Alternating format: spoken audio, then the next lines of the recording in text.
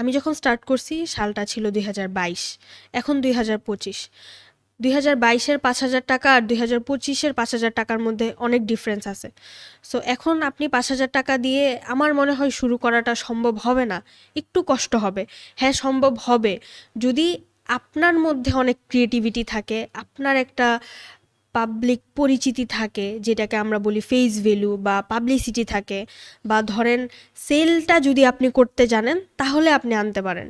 কিন্তু টোটাল প্রসেসটাই যদি আপনার জানা না থাকে, নতুন হন, তাহলে এইটা আপনার জন্য অনেক কষ্ট হবে। অ্যান্ড এইটা আমার মনে হয় না যে ডিপেন্ড করে যে 50,000 টাকাই ইনভেস্ট করতে হবে, 1 লাখ টাকাই ইনভেস্ট করতে হবে।